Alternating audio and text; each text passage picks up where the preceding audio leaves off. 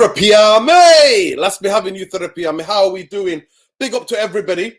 Big up everybody in the chat already. Please smash a like on the video. Subscribe to the channel if you're not already subscribed. Big up man like Montana. Big up brother. Big up King. I hope you're well. Big up like my man like Mo. Mo Hamza Zain. Salam. Big up Nuruddin Therapy Army. Love from Qatar, man. Love. We need a lot more love from Qatar, King. we need an ownership type of love from Qatar. I'm telling you now. Big up to you, brother. Big up Michael O'Connor.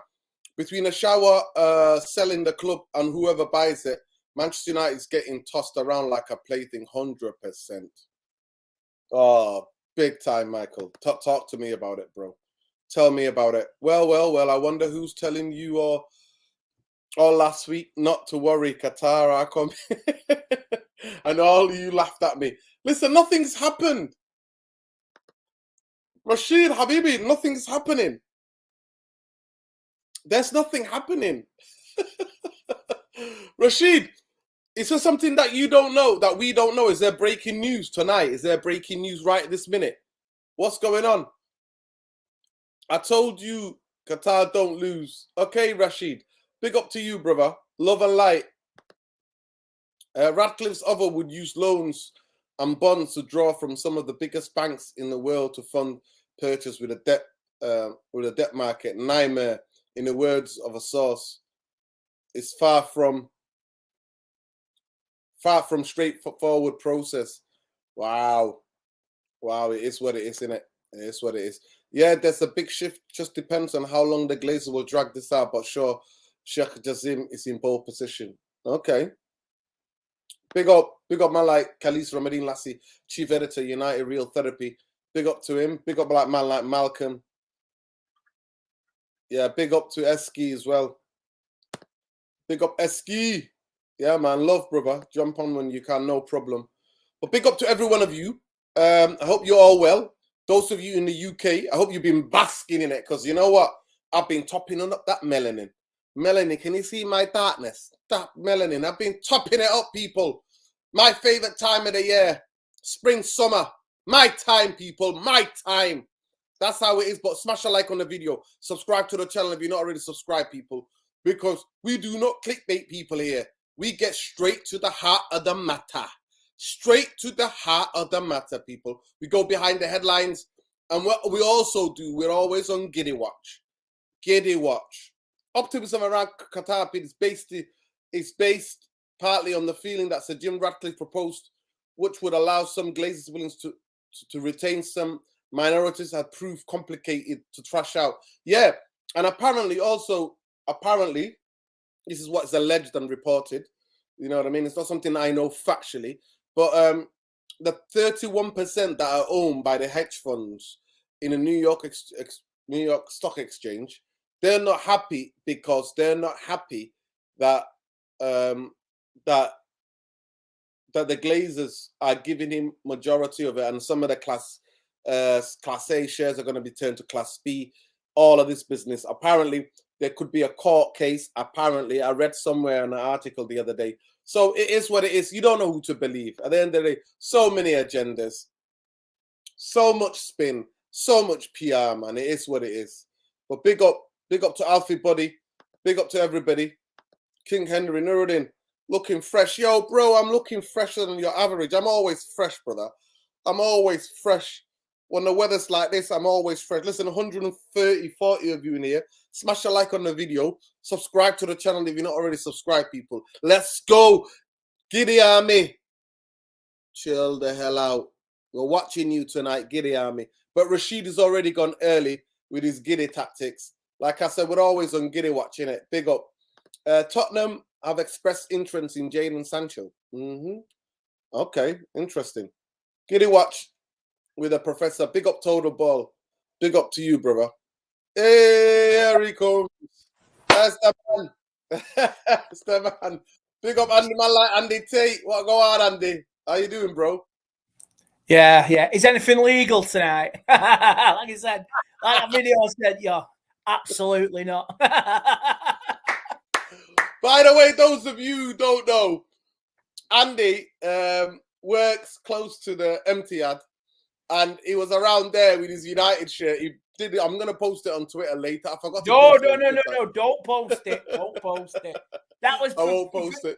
That was for Exactly. you and me. That was fun. Exactly. It was a brilliant little video where he's basically just going past and he's just having a little word with you know who.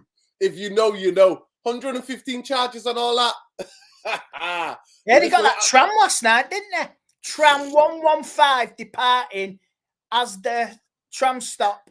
Tram 115. Yeah, couldn't miss it. And then he sent me the photo, him behind the car, of another car where he says the Sheikh. Yeah. My brother seen that today in Manchester. There was a Suzuki Swift or something, and it had Sheikh on the license plate. If that ain't a sign, my brother, I don't know what is. Well, this is what we're going to debate tonight. Big up to Andy. Andy, how are you, first of all? How's everything? How's family? How are you, brother? Oh, good. Family's all right, mate. You get through day to day, and everything's good. It's just this weather's killing, but in a long run, it'll sort itself out. Everything gets sorted, and like you say, you take each day as its time. Happiness will come eventually. Exactly, and I love the kit that you're wearing. That kit reminds me of so many memories on that kit, man. That kit, oh my God, that kit. Damn. I say this, I love this weather. Always getting on that top up. And Andy struggles with his Irish roots. Andy struggles in this weather. I love it, but yesterday was too humid. Today was a bit fresher, man. I enjoy the sunshine. And you must like the sunshine. It's brighter. Everybody's out and about. Sandals, beer, couple of beers in the garden. Why not? Oh, yeah, it's beautiful weather, yeah. And typical City started to rain on the parade. It did. It came down, didn't it? It came down on their parade. But fair play, like, it's for the generation. It's, like say, only in Manchester could stuff like that happen with two teams. That's it. It's crazy. No place on the planet will do that again. No, it's crazy. It's literally crazy. And you know the funniest thing, Andy? I'm not going to lie to you. It didn't hurt as much as I thought it was going to hurt. I'm not going to lie to you. I think if Liverpool done it, I'd be deviled. I'd be climbing under a rock somewhere in the world. I think if Liverpool done it, I would be deviled. You know what happened? Check this out. They did a trouble. It's the day of their parade. Guess what's the number one trending topic in on Twitter, on all across all social media? Manchester United. Manchester United is on the front of the newspapers and the back of the newspapers still with what the news that broke and what's happening with a stock price in New York Stock Exchange. But Andy, you're part of the Giddy Army. I've seen you. I'm seeing the videos. I see that. What do you know that I don't know, Andy? What do you know that we don't know? Come on, Andy. Your man is quite connected. I just know what everybody else knows. Oh, apparently Sheikh Jassim's dad owns half a newspaper, and so some newspaper published it, and it went all viral. The Man United Stock Exchange went up from, was it $21 to $25, and it just like spiked and spiked and spiked. Sell like the Wolf of Wall Street. Is any of this legal? Absolutely not. Then you got the English media absolutely bricking it, trying to debunk it, saying it was from somebody in Cardiff. Somebody in a bedroom in Cardiff, and that was his satisfaction. He there's no smoke without fire. Believe me, mate. There's something in that. They can put that as that, but there's something in it. Yeah. It is. There's no smoke without fire, mate. So to me, the biggest thing, what is something in it, is the stock price has stayed up there. It stayed above 20. It's above 20 and it's stabilized. And these are not people who are like me and you, Andy, who are like just, like a little flutter on the stock exchange now and again. These are like hardened business people who know something in the know. And the fact that, to me, I expected it to drop. So if, let's say that news comes from somewhere in Cardiff, a Twitter page in Cardiff, linked to a so-called newspaper that's half owned by, or supposedly or allegedly owned by Sheikh Jassim's dad, you would think, okay, so that when that gets debunked, then the share price should return to normal, should drop back to, to the, 16, 17, 18 up there. Yeah. But you know what? Sheikh Jassim's got some Welsh roots. I don't know, He might have some Welsh roots. Somebody called Trevor. You know what I mean? In Cardiff. Lovely. You know what? Lovely, lovely brother. Exactly. Share prices have gone up.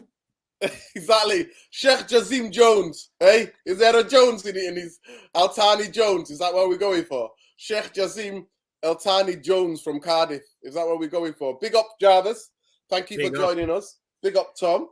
There's nearly 200 viewing here, people. Smash a like on the video, subscribe to the channel if you're not already subscribed. This is Rashid. Rashid has been part of the Giddy Army, supported by Andy tonight on screen.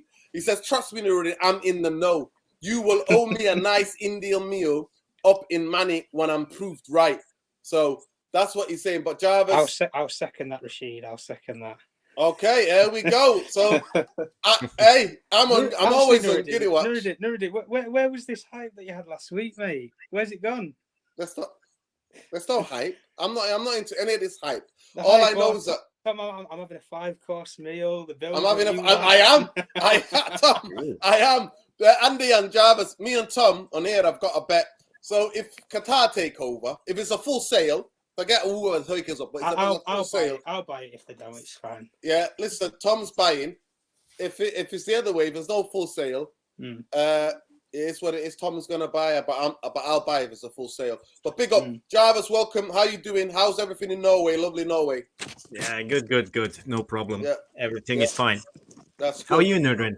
I'm good. I've been enjoying the sunshine. Tom, how are we doing? Are we all right in lovely Sheffield? Are you back in lovely Sheffield?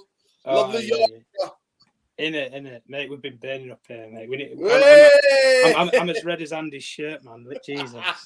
This is a training kit. That's the training kit. That's why I'm thinking it's the kit, but it's a training kit, isn't it?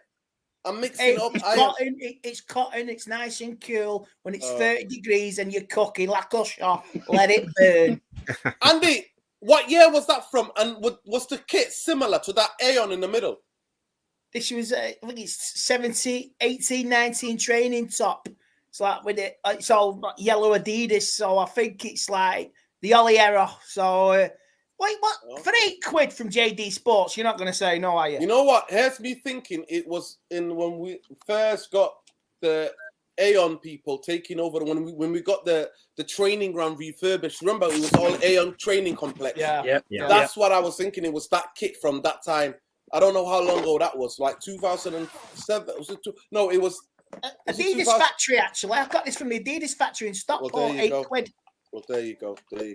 I'm mixing it up with the kit because I remember having just Aeon. I remember thinking, I really like that kit. Man United were winning then when we had Aeon training complex, when it was all brand new, spanking new, when it was all spanked, the state of the art. But it is what it is, and that's what we're here to talk about, people. But it's been a bit of a mad one. We're here to go behind the headlines. Andy's alluded to it already, that British media are debunking the story saying that Sheikh Jazim Altani Jones from Cardiff put a tweet out that had the United fans in a meltdown, right? had the United fans in a meltdown last night, and which then made the stock exchange, New York Stock Exchange, Manchester United PLC, stock rise to over 20, and it stayed there, even though they've debunked it now. They've debunked the story that this is what the share price stayed there. And the thing that what we know, those people who know, is that this is not average punters like us having a punt at, something might be happening. We want to buy, you know what I mean? We want to buy shares. These are serious people who make calculated, well-informed kind of like gambles on the New York Stock Exchange because something might be happening. Jarvis, where do you stand with that before I go to Tom? Where do you stand with this? Where do you stand on this all? How you feel? Are you swayed by the meltdown that was taking place on Twitter? Even though it was their parade, it poured it down, right? Poured it down on them. And Manchester United was trending across all social media. Sheikh Jazim was trending, even though they've done a treble. It's just unbelievable who Man City are and where we are. But go ahead, Jarvis. Yeah, you know, it's hard to get giddy because years with the Glazers has given me PTSD, and it's basically the same feeling as waiting for VAR while celebrating a goal. You know, you want to celebrate and cheer, but you want to wait a little bit just for the referee to just set the game again. So for me, I have been watching the stock exchange today. The share price is up 14 to 15%. I think I haven't watched it lately, but it was up. So I don't know what's going on. I have a feeling that something is on the edge, but who knows? But I can't see InEOS and Sir Jim Ratcliffe winning the bid at the moment. I have a good feeling that we will see the Qataris. Now, 100%. Yeah, 100%, Jarvis. I've got that PTSD more than most. More than most. Like Andy, I was at that first protest in 2009.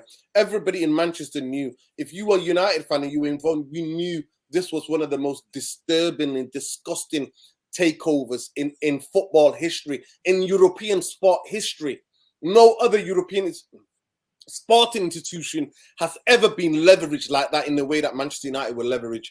And if you know, Manchester Education League and the havoc they caused with all the people that sold their shares to the Glazers. Everybody knows what I'm talking about. Those who know. But big up Alien Tenor. Alien Tenor is, listen, looks like I am against the Giddy Army tonight. It's not the Therapy Army. It's the Giddy Army tonight. Alien Tenor says, Qatar is coming and I'm giddy. Hey, hopefully you're having a nice, cool one in the garden. Big up M. Shay Shaka says, Salam Nuruddin. I hope you well. Eat around the corner. It looks like the Glazers are going to become the Kubani. If you know, you know. Sheikh Jassim is going to be the Zabiyani. Wow. Those who know. I ain't doing no translations here, people. If you know, you know. But big up to you. I'll do Google Translate later. Yeah. Big up Andy T in the house. Boom. Big up. Andy's getting a lot of love, people. Big up, people. Listen, there's nearly 300 of you in here. Smash a like on the video. Subscribe to the channel if not. We're on the road to 10K, people. Here we go behind the headlines. We don't get giddy and jump on straight away with updates when we know we like the news to settle and we like to analyze what's going on. So big up to every one of you. Big up to Khalees. We have a really interesting, fascinating discussions about a lot of the PR, a lot of the spin. You know me on social media. I've been one of the calmest. I told everybody from day dot that the Glazers are going to drag it out because everything that they've ever done at this football club, they've dragged it out. And I've also told you that they love playing games. And the reason why at the time in 2018, when it was the right time to employ a director of football, they employed a spin doctor who's well known in the UK. That's known as Neil Ashton. That's the guy they employed instead of employing a director of football. So we know majority of the PR and the spin. Tom, looks like you're confident. You're part of the Giddy Army tonight. Talk to me. What's making you so giddy? What's making me so giddy? So Jim's not changed in about a month, and we've had 2 Qatari bids that's clearly been allowed and they've looked at for some reason. They know what Sir Jim can offer you for well over a month.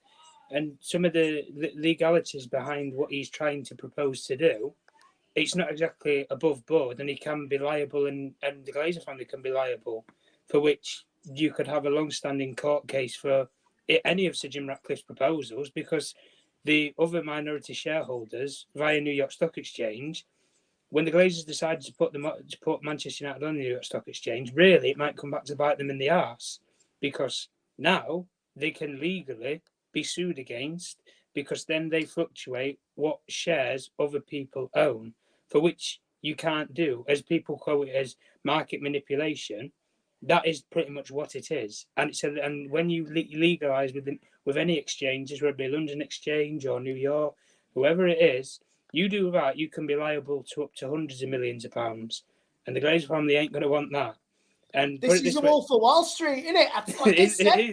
It is. Like at the end of the day, there's legalities. You can coin it towards Qatar around the sort of state-backed human rights abuses. Like there's points and cases for either of them. But at the end of the day, this Jim Ratcliffe thing isn't exactly fully legal, and he's liable to be sued, and so would the Glazer family. Whereas a full buyout, and the only thing I guess that's making me a little bit more confident around it all is there's a lot of people who have a lot of money who are gambling that they're going to sell this football club. And the sort of news around America would stay insistent of if they're putting their money on the table in terms of they believe it's going to be fully sold in terms of America, well, that's where everything's being handled and it's coming out of. And people on Wall Street, and especially within New York, they talk. Investment groups talk, banks talk, people talk. But the only thing that we know with this whole process is nobody's talked about numbers. That's the only thing we've heard. But at the end of the day, the process, like you said, it's dragged out for as long as it has. And really now they've got what they wanted, the Glazer family. They've got this, if you like, bidding war. But really, it's not a bidding war when you only got one person who's prepared to put more money down. To Jim, he hasn't got any more money. And the only thing I'm going to say, just as a final point with it, is the Glazer family came in 2000, was it 2008? 2005, 2005, sorry. 2005. I'll never forget that day, mate. I'll never forget that day. They came in 2005, trying to buy, they bought this club with loans and bonds. So Jim Ratcliffe, 2023, wants to buy Manchester United with loans and bonds. We've heard this story before. Guys. But at the end of the day, the only thing I'm saying anyway, with either of the two bidders is, regardless of anybody's preference, you have one proposal from Sir Jim, which is, I'm not going to say is illegal, because he can still pass it through and he could still get over it, but he's just going to have an upward battle with, minority stakeholders for years to come. And he's going to have a lot of court cases and appeals to process. But if you go with the Qatar route, well, we know the Premier League are going to investigate it, let's be honest. Like all these Premier League clubs, mate, they're shaking, they're shitting the sands, because Man United under a debt-free ownership, and where the high revenues that Manchester United make, especially when they made the rule changes to FFP, well, Manchester United would be just as dominant as Manchester City, really.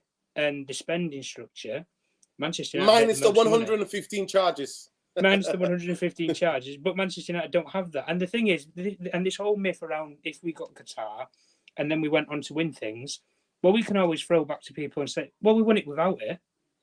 But at the end of the day, when you're at modern day football, you need it to win. That's the problem. And Manchester City finally got over the line with it. Same thing with PSG. When PSG sort their act out, PSG will win it. No, it's not even. Newcastle will win it within 20 years. Let's be honest. It's going to happen. Money talks, people. Money talks. Yeah. Listen, most people will never understand because of the situation the Glazers have put us on, where the club is in a billion debt. We've got a rundown training ground and rundown stadium, and we're a billion in debt. But let me just get some of these super chats. Big up Jeff Bowling, one of my good friends, a diehard Liverpool fan. Big up Jeff. He said, trusting workers. He's having a pop in it. Look, even he's scared now, eh? He's scared, and he's hearing things through the grapevine, and even he's scared now, eh? He's having a pop. But big up, Mupsy TV. Big up for the super chat, bros. And need to hurry up and confirm the sale window opens tomorrow. Can't be giddy though. Would love to have Mbappe though. I think it will be Pogba. He's not interested in Mbappe. Listen, he's not interested in coming. Listen, you know what? I'm not gonna lie to you. I think we are maybe not this year, maybe the year after. That Mbappe kind of signing is like the last piece in the jigsaw. It's like Manchester United need to go for City, isn't it? Let's be honest.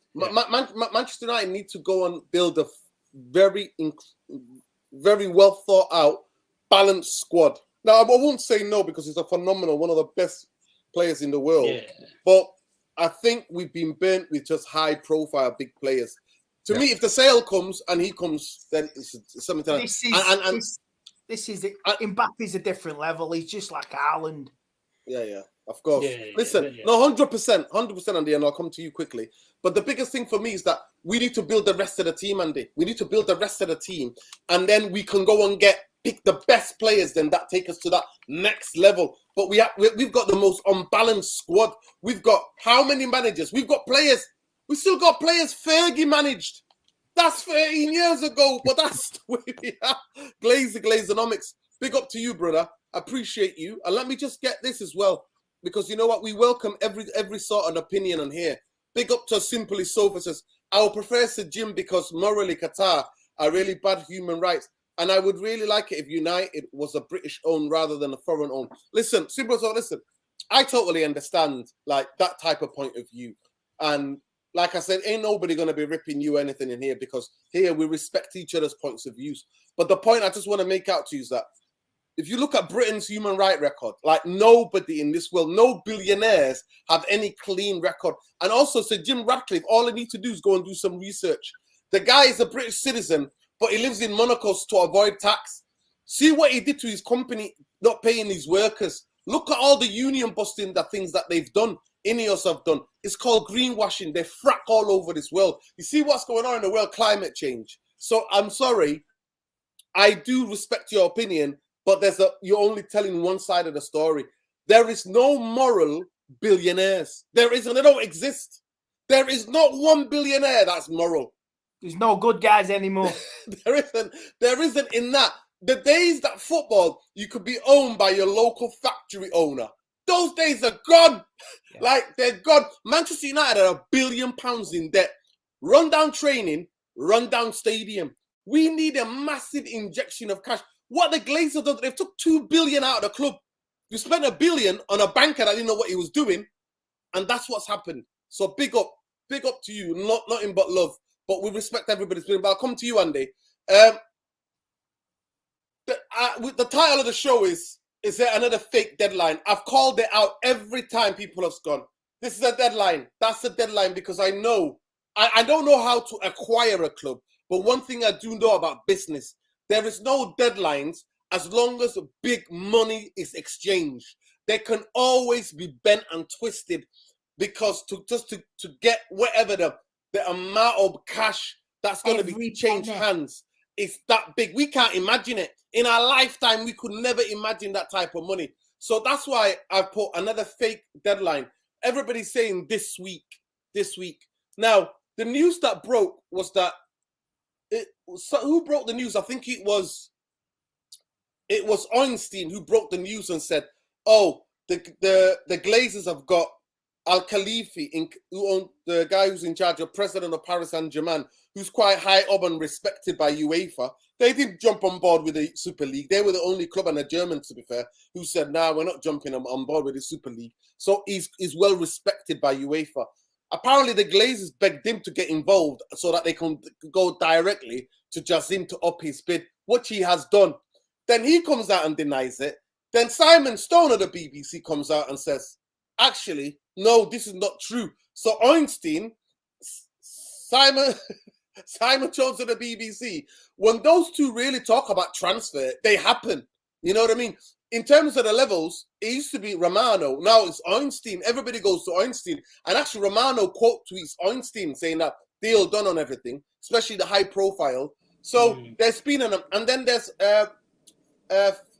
Fatal Islam, who's a Mancunian, who's the editor of the financial aspect of the BBC. He's a financial expert editor on the BBC, like the financial show on the BBC. He's a diehard United fan. I've seen him outside. I bumped into him at Old Trafford, like try and get him running for the gate. I bumped into him and I've gone, are you that guy from the news? And you know what I mean? He was a Manc through and through, Manc. He put out a tweet and said, something's happening here and he said they do a podcast talk about how to purchase on the BBC. They do a podcast called How to Purchase a Football Club. And it's usually, Father Islam is a diehard United fan. He's invested, obviously, emotionally. Simon Jones, who's the correspondent for the BBC at Manchester United, and he covers Manchester basically, and a couple of other people.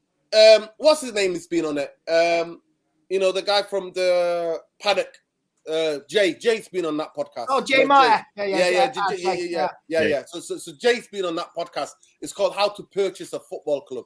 He's basically saying through that podcast that because of the substantial bid, last and fifth bid, final bid, that they're gonna have something to that the Glazers have directly talked to them, and now Qatar are favourites. Now, what happened yesterday and all of yesterday, but Andy, it's dragging on. It's been 8 months now, I think. 8 months. The window opens tomorrow. Domestically, the window opens tomorrow because the two parts of the show are connected. And then on the 1st of July, the international transfer opens. So tomorrow is a domestic one, a British one. 1st of July, Manchester United, as you can saw with your own eyes, at the FA Cup final, where we are, how short we are. how we're bringing on Workhorse and McTominay, well, they can bring on 6 or 7 world stars. Manchester United, for me, need 6 or 5 first-team players to go into that first team. So how do you even this up to think it's been 7 to 8 months? Glazers are playing games. Erik ten Hag, if he's not backed, we might be finished outside of the Champions League places. By the way, there's nearly 400 of you in here. Please smash a like on the video. Subscribe to the channel if you're not already subscribed. Go ahead, Andy. Well, I mean, the transfer window's opening soon. Like you say, European as well. They have told Ten Hag, chill. How long do you put up with this if you're Ten Hag? Because he's getting no answers at all. I remember any progress we make. I remember this. We won the Europa League with Jose in the League Cup. The following season, we finished behind City, lost the FA Cup final. That was the time to press on and back Jose. They didn't do it. He did do it. We got Fred. We got a goalkeeper. And I think that was it. Maybe another one. That was it. They didn't back him. And he wanted all these players and said, no. But we'll get you this one. He's good. So it's absolutely critical now that there has to be an end game in sight, because you cannot, any progress we make now can be undermined and it'll be rendered, that clock will tick back to 0. And we will start again flat. If we haven't got the players in place to get any targets in, any targets out, fixtures are out as well. Thursday, you got to remember that, and that's what you pinpoint. And Friday, you want him. This club, them Glazers, them tickets will go on sale on Friday. They will squeeze for the home games. They will squeeze every penny out of this. Because when the fixtures come out, Friday, the tickets will go on sale. You will not get on that Man United website. So everything is motivated by money. And it could set us back another 2-3 years if we don't back Ten Hag. And would you blame him if he's just, you know what, you've missed me about, I've had enough, man. You do not push this lad, because he will bite back Ten Hag. And I'm scared if we lost Ten Hag, we're in trouble. Even if we don't get Qatar, if we get to gym, it's going to be a toxic season. It's going to be nasty. I don't know what the future holds, but I'm swaying towards Qatar 90%. But you don't know with these leeches, these parasites. I just don't trust these lot at all. Yeah, 100%. Big up to my brother Nura Beats Football Analysis. Make sure you check his YouTube out. The only bad thing of that is my brother, but he's a Liverpool fan. He says it's all about balance, not superstars. The team is the superstar. Having said that, come on, Sir Jim. You can tell by our rivals, our nearest and dearest rivals, who they want to take over Manchester United. You know that Andy just said it spot on. If Sir Jim, I call him Jim the Rat Ratcliffe, because he's willing to entertain to keep the rats that have destroyed our football club, to keep them.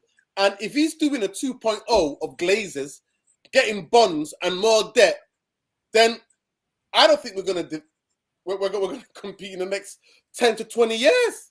We're going to be just a Wikipedia page. Genuinely, we're going to be a Wikipedia page. So it is what it is. By the way, if any of you YouTubers want to get hold of him, Nura Beat Analysis, he does a brilliant overlays for the video. So if you need to go and get in touch with him, you need to get in touch with him. I'll pass his information on to you. Big up Jarvis. The takeover is being delayed the takeover is delaying the transfer window. As Andy alluded to, this guy is a guy that might not be able to basically be patient enough. You know that I always remind people there were 2 press conferences where we saw what Andy's talking about, the bite back Ten Hag. One was the preseason last year before the Villa game, where the press will try to push, you might not need all these players. Manchester United always play youngsters. And he was like, he looked at the journalist directly in the eye and was like, hold up. These youngsters are not ready. I'm going into a season with seasoned professionals playing against teams with seasoned professionals, and you're telling me about youth players who are playing under 18 for Manchester United. Like, it's not happening. Manchester United need to sign players. We need players. I need players. And then the other press conference that I allude to, I always use it as a reference. It was the one before the Brighton League game away, the embargoed section of that press conference, where he basically said, if Manchester United want to go back to where they belong, they need to buy quality players. And nowadays, quality players cost lots of money. And that was the one where everybody came out, was like, oh, shit, he wants the Qataris in. He's talking like he's got Qatar in his... You know what I mean? He wants Qatar because nobody else will be able to back him the way he wants to be backed. And he keeps saying, I want to return this club. I've done my work. I've done my analysis. So the thing about what people don't know about Ten Hag is that he's a seriously organized, structured kind of brain. He's done his analysis for the season. He's done even about his own performance, where he went wrong, his coaching staff, the players individually. He's produced a portfolio in the positions that Manchester United need. And he said it. He said it after the FA Cup final. He said, and even before, he said, I've given my whole plans, everything, all the dossiers to the club. It's up to the club. Yeah. Listen, Nurdin. Ten Hag is not the first Man United manager who has said this. I remember Mourinho said the same. He wanted a world-class centre back, and we also have had the same with Ragnick with the open heart surgery. He said we need players. He wanted 3 players, 4 players, 5 players in January last year, but we couldn't give him anyone, and that was Caicedo and Julian Alvarez and a lot of great players. So it's not the ambition of the managers. It's always the club that's in fault for our downfall. Hopefully things will improve if we get new owners. But as you said earlier, Nuruddin, this can drag on. Maybe we won't have new owners before the start of next season. And the window is shut. So I think Ten Hag has to give it all. He has to push every button. He has to press all the people he knows to get in players. I think he has great ambitions. I think he wants to be a great manager. I think he wants to challenge Pep. He wants to win a treble. He wants to do all. And he's a winner. You heard it on his speech after the last game before the FA Cup final. He was really pumped. He wanted us to go out there and win. And he believes in these players. But, he's realistic. He knows we need world-class players to take the next step. And if we want that, we need money. And he needs big-name signings. I don't think he's aiming for players like Kylian Mbappe and on the top shelf, but we need better players than Fred, McTominay, Henderson. Even I don't want to bash him, but Lindelof, he's been great this season. But even him, if you see City, they have 4 to 5 world-class players on the bench that can come in and change the game. We don't have that. We have Garnacho on the bench as our only hope. So, of course, Ten Hag wants big name signings, and I think we will see. But I'm not giddy. I don't think the Glazers will help us this summer. But for once, we will probably try to buy players when we are qualified for the Champions League, because it's always the other way around. We have to buy players when we're not in the Champions League. So this time maybe we have a little bit better pull on big name players, because in earlier seasons we have had to like give them astronomically wages on the contracts and stuff like that. But maybe now we can have better players without that. They might want to come to play for Ten Hag and play Champions League. Yeah, big up Uncle Jimmy's joining as well. Big up Tom. Tom, I'll go to the same question as you. How frustrating, as Andy alluded to it, how frustrated is Ten Hag with this, because what we were told, and because you don't know what to believe, is Manchester United spin. One thing, I'm not going to lie to you, if Manchester United in the last decade, if they had the goodest football structure as their spin and their PR, I promise you, they would be exceptional. We would win the league every season. We would win trophies every season if the PR machine and spin was good as the football inside, how much they focused on the football inside. It's absolutely ridiculous. Big up Jim, Uncle Jim joining us. But Tom, if you're Ten Hag, what are you thinking? Window opens tomorrow. He said it, he specifically said, I don't want a repeat of last season. He said the only player that came to the preseason was Malacia. He was the only guy. Everybody else did not join up with the preseason. We're flying from everywhere. We're in America, we're in Ireland, we're in Norway. This is what we are. So we're not staying put in one place like Australia. That was the main thing. We played in Thailand, and then we went to Australia. So for me, he wants quick signings. Get them in to join the preseason. Get ready for next season, which is going to be difficult. Liverpool are strengthening already. Chelsea are going to go again. They're not going to fall off. Spurs can come back. They got a new manager now. It's going to be a tough season next season. Big up Eski as well for joining the stream. Big up. Big up. Go ahead, Tom. Yeah. To be honest with you, I think Ten Hag's one of those managers where he jumps to a club where he believes that he can do something, but if he doesn't believe he has the tools to do it, I think he's a manager who's prepared to walk away. Personally, I think he's someone who it just pulled the plug on the whole thing. I mean, when he first came to the club, he was hesitant over whether to actually join us or RB Leipzig because they had a better sporting proposal and project than us. RB Leipzig and Manchester United, like it just sums it up, doesn't it? Really. And when what do you think? What do you think? What do you think he was? What do you think he was? Big up everyone, by the way. Nice big to up. see This you. is Jimmy, by the way. This is Jimmy. This is my brother Jimmy. Big up, Jimmy. Yeah, big up, guys. Big up. What do you think?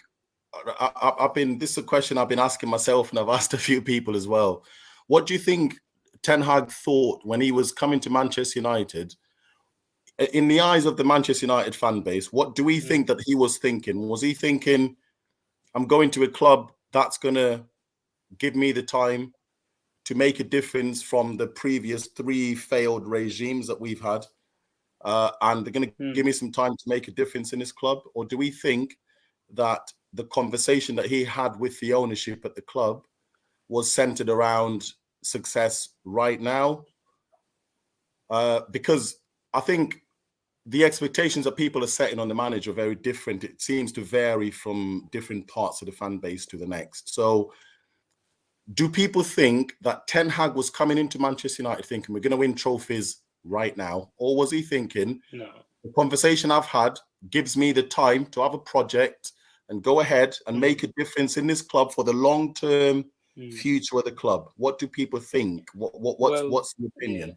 Well, if we translate back to a year, the Glazer family they were committed to Manchester United, so clearly they had finances in place to still run the club as it was, even though they don't invest heavily.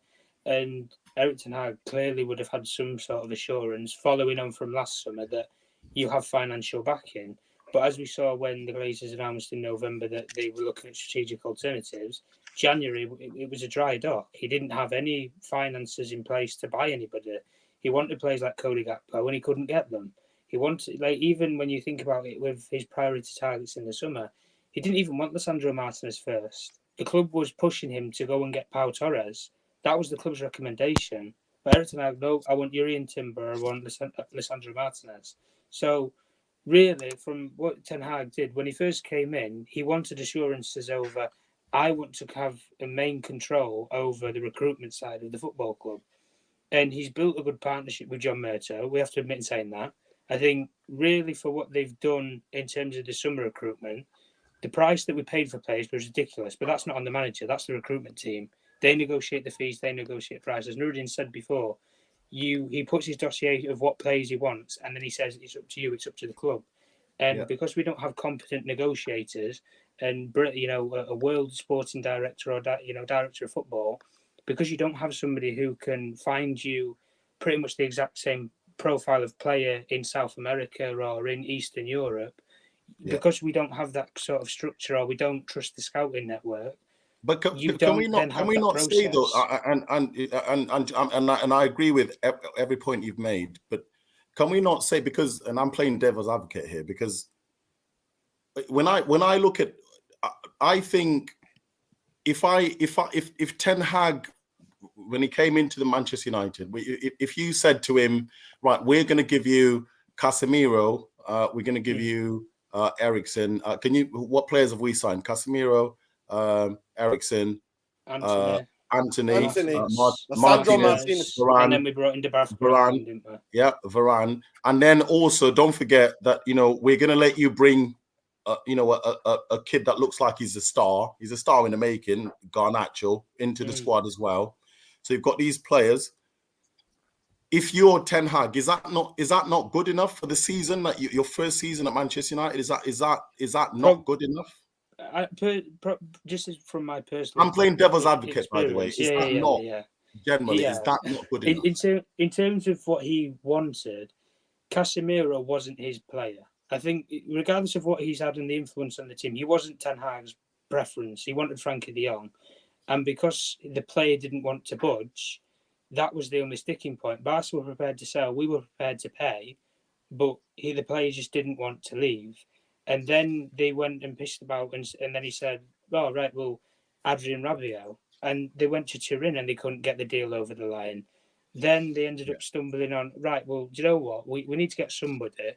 Let's go and get the best player that's out there in that position, and we'll give them the stupid money, and hopefully that they'll come. And they went and got the best one that was out there with that experience. That was Casemiro.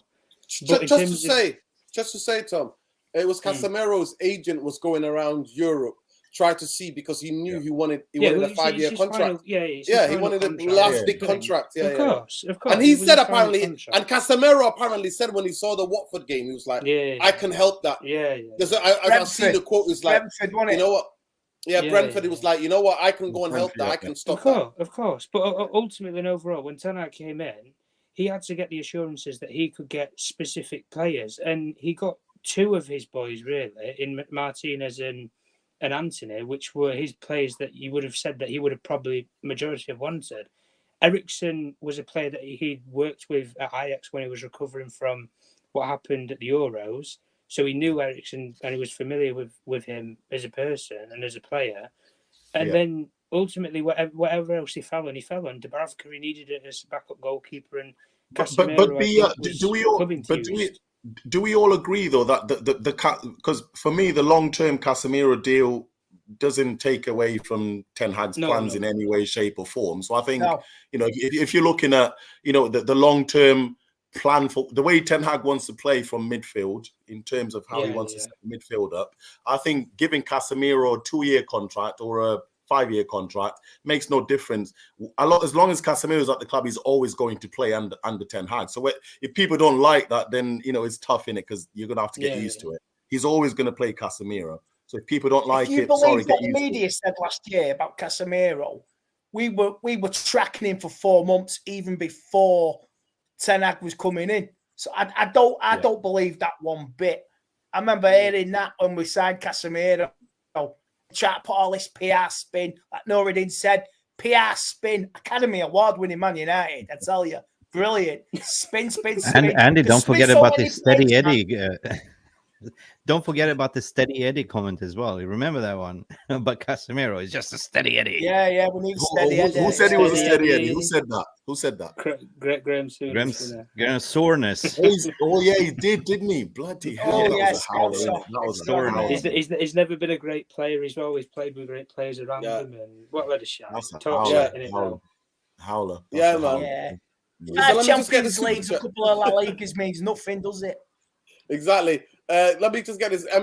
M9 Shaka says, might be time to order your Jubnas and the British lads heard Man UFC shrubs are ordering a camel because there's going to be a party at Old Trafford soon. People are riding with a camel. Listen, let me get Eski in this, man. Eski, big up. How was the shift, bro? I was out the shift. Was all right. How you doing? Shift was good, man. I had to come home, put my jubba on, man. I'm feeling Qatari today, man. As you can see, man. I'm ready, man. I'm going to get it, bro. I'm going full over the edge, man. I'm ready, yo. Nerdin, I know you like calm down. I'm here, man. That's what we like to see. That's what Listen, we like to see, man. I'm That's telling what you, it's me again. Hey, you It's me. get giddy while you can. You get giddy while you can. I'm here, man. I'm here Giddy for as it, you man. want. Yeah. No, honestly, I'm definitely not giddy. You know that. I've got so much PTSD from the PR. I remember, Andy will tell you, I think. I remember, and some of you old enough will remember, they had Alan Shearer in a bloody Manchester United shirt. They had Ronaldinho in a Manchester United shirt, the papers. And I was so happy. I was telling everybody at college at that time, he's coming. We're signing him. It's happening. So for me, I got... back in the day. Oh, God. Honestly, it was one of those. So I am totally like, I'm like, I want to see Sheikh Jassim on that football pitch with a shirt saying Manchester United on it, right? Scarf, That's what I want. Nordin, A scarf or a shirt, whatever. That's what I want to see. I put a point out, and I've said this on a few spaces on Twitter. You know, shout out to all my Twitter guys. I've said, look, and it's a tough conversation to have, but this is a genuine question I hold very dear to my heart, right? And because I'm a very objective person by nature, and also I like to play devil's advocate. I like people to think about things objectively, right? Does the landscape for a Manchester United fan look that different? And don't think about human rights or whatever is happening in the background, the financials and the loans and all the rest of that. Forget all of that. Just take that out of the picture. Let's just think about the football as Manchester United fans. Does the landscape look completely different with the InEOS ownership to what it looks like to the Qatari ownership? And please don't wait. Don't get sensational about this. I need you to think objectively. I'm saying the landscape in terms of the potential players that we might bring in, potential investment in the club, because even though the criticism with InEOS has been around whether they would pay the debt off or not in full, you know, and that's a big conversation. I understand that's a very important conversation, which is good. But when we're as football fans and we're looking at Manchester United as Manchester United fans, how different is the landscape between the InEOS ownership and the Qatar ownership? Because when I think about it, I want my club to do three things right now. So whoever comes in to own the club, I need them to invest in the stadium. I need them to back the manager. And what that means for me is allow the manager to get the players that they think are best for the way that they want to play for the club. And the third thing I need them to do is I need them to ensure that the commercial potential of the club, so in terms of sponsorship, doesn't dwindle, so it doesn't go down. So whatever relationships we have to start trying to build don't affect the way that we've been able to attract these really attractive, lucrative, meaty deals all across the world as a club. So if you look at the two landscapes from a football fan perspective, forget the politics, forget the human rights, forget all of that around that. How different does it actually look in practice? So when people are saying, I don't want InEOS, I want Qatar, or I don't want Qatar, I want InEOS. Just think about, as a football fan, strip it right down to basics of football. How different does the landscape actually look for me as a fan? I don't own any shares in Manchester United. So if people do, just bear with me on this point. Just, you're not, this is not for you. This is for the average Manchester United fan that watches Manchester United week in, week out, or watch highlights week in, week out. How different does that landscape actually look in practice? So if people are being objective, what are your opinions? Jimmy, answer your own question. For me, yeah, I actually don't think it looks that different. The only reason I want the Qataris instead of the InEOS ownership is purely because by nature I like money. It's just about the money. It's nothing else. It's just the cash. I just want the club to have access to immense amounts of cash so we can try and compete against PSGs, the Manchester Cities, and the Real Madrids. I just want the club to have fluid, available cash. There's no other reasons for it. If I drop down a level and I try to look at the actual footballing landscape, I don't think it looks that different, if I'm being completely honest. And I've said this in many spaces, and I've said this on a stream. So that's why I'm putting it to everyone. What do you guys think? Yeah, so for me, it's difficult because everybody's got their own views in it. So I can't drop everything else. For me, it's about debt. Manchester United have only ever been in the history before the Glazers. We've only ever been in debt during wartime in the 1930s. Last time Manchester United were in severe debt where we owned money to banks was the 1930s, and that was wartime Britain, right? That's when the whole world was fighting against fascism. So this is the thing about Manchester United. So for me, it's zero debt. Zero debt. It's full sale. It's Manchester United being taken off the New York Stock Exchange. It's the stadium. It's the training ground. It's everything where you got people at the top of their profession, experts in every department that's got to do with a football project at the football club. And for me, I do not see that with Jim the Ratcliffe. And the other big thing for me, which is the number one thing, I do not want a half a cent or a percent of any Glazers leeching on still. To me, they're gone. I'm not a hateful person. Those of you who know me personally, but what if that's the only way? What if that's the only way the Glazers will sell the club is by having a percentage? No, what if that's the only way they'll sell the club? What if? Well, for me, in business you have to negotiate. Yeah. So what if that's the only way they sell the club? Listen, I've said it. I've said this before, innit? Listen, for me and those of us who are militant, and I know those of you who I'm talking about, those of us who are militant, we're going to have to, the fight continues till we get rid of every Glazer. And now the news that there's some details are coming out about Jim, I'm going to go alleged because from Jim Ratcliffe, is that it's basically Glazers 2.0. He's borrowing bonds, putting more debt on the club, and that to me is a no-no. Big up, let me just get this couple of super chats and I'll come to Mick and Eski. Big up Nuruddin and panel. Qatar announced early push Glazers into buying or the last bid satisfied their price. Qatar takeover will settle Ten Hag, right? Big up to you. Let's get this on the super chat. Duale says, if Ten Hag really wants man, I don't see him being the one getting us back to the top. Listen, at the end of the day, to me, I believe in his coaching abilities and his ability to improve players. But for me, if it's just mounting midfield, then we're in trouble. Then we're in serious trouble. Man City winning a treble ended Glazers. No, we'll see. But no, what if it comes in? What if it balls out? What if it comes in and it balls out? Well, this is what I'm saying to you. What if it comes in and it balls out? And that's the point I was making to you. I'm saying that I trust in that, but I personally believe Manchester United need more than that. Let me just go quickly to Eski. Let me just get the wallet. Casemiro, Martinez were our best signings, and we need more of that for us to succeed. Mount ain't it. That's as a personal choice in it. You can question, by the way, any manager. You can't question in a signing. You can't. That's your personal opinion. But obviously, you can still back a manager and question a signing and believe in the plan the manager has for the specific player. But for me, I keep saying it. If Manchester United miss out on Casado, it'd be like missing out on Kante again. It'd be an absolute fucking travesty. We cannot miss out on him because the games me and Andy watched this season at Old Trafford, even though we were successful at home, there were times where we're getting bullied in midfield. And that kid, the way he covers that ground, he's an absolute monster in midfield. And we saw that at the first game of the season. I see that in the Cup semi-final. He is a dominant, 21 years old, central midfielder who's really got good passing techniques. Eski, I'll go to you quickly. You're getting giddy. You're happy with this? Are you happy with the way that's dragging on with Ten Hag? Obviously, no one can be happy with it, but it's not going to be a smooth process, innit? And obviously, I messaged you privately saying I spoke to Simon Stone again today, but his mood was different to when it was in March, innit?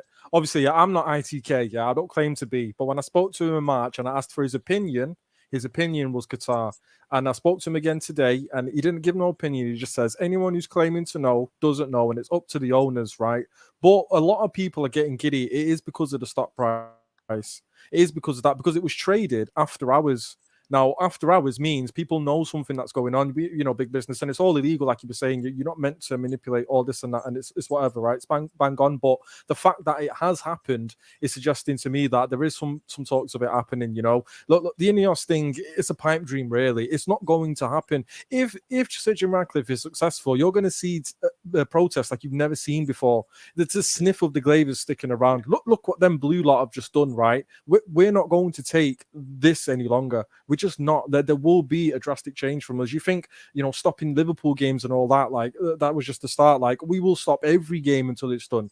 Like, this is what I'm saying. So for me, I'm happy it's going out. No, the transfer window, the domestic transfer windows open tomorrow. So it's good for Ten Hag if we know what's happening. But there's other reports saying that we've been looking at transfers, Kim Min Jae, Mount, whoever else, but we've been told to stall. You're only getting told to stall because there could be a transaction in the takeover happening. So am I happy with it? No. But is it meant to happen? Yeah. You have to see how this plays out. I'm with you, Nerd. I'm not buying into no deadlines. Do you think that Jim like understands the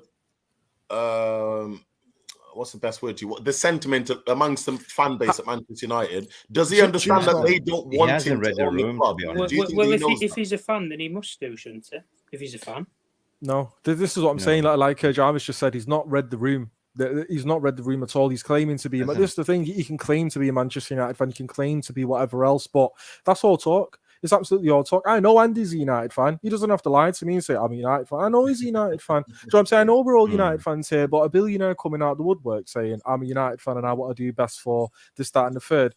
No, it doesn't wash with me because, look, if he was a United fan, you'd have to look at it and say, what's best for Manchester United? Is it me keeping the Glazers on?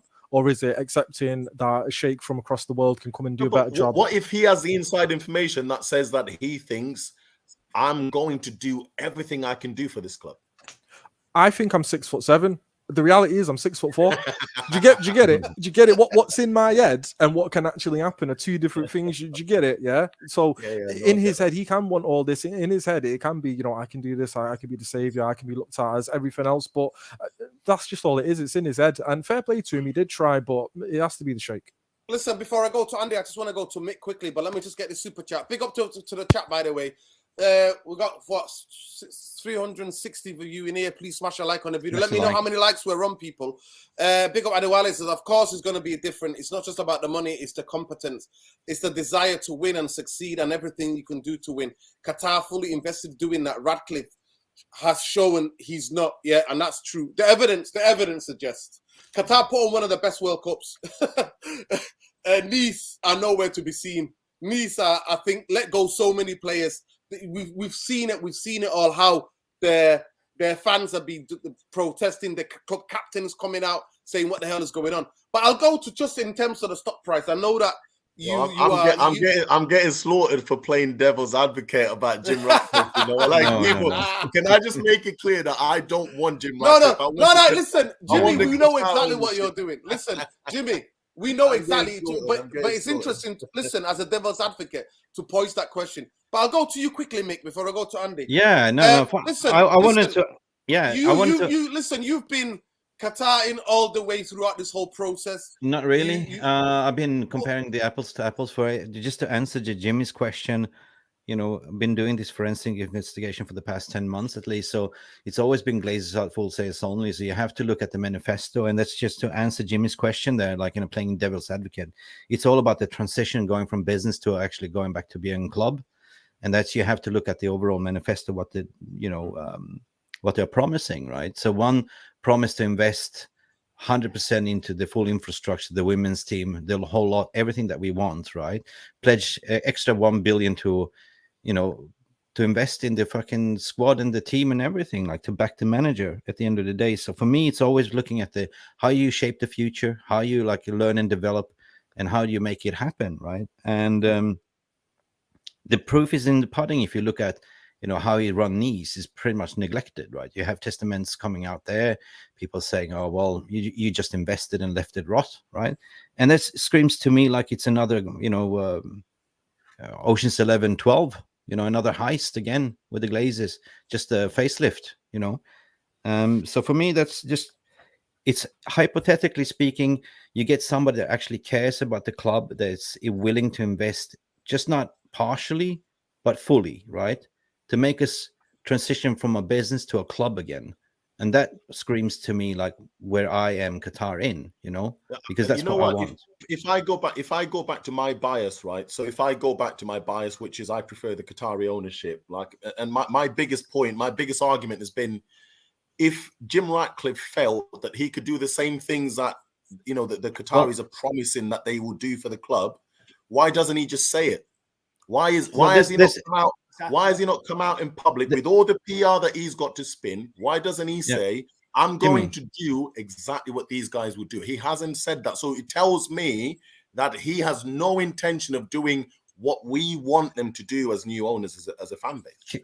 Can I answer your question, being a devil's advocate there as well? But the thing is, who doesn't want to own Manchester United? It's the crown jewel of British football, right? It's the biggest club in the world, right? There's a big thing if you want to buy the Ferrari, that everyone wants to buy this red Ferrari.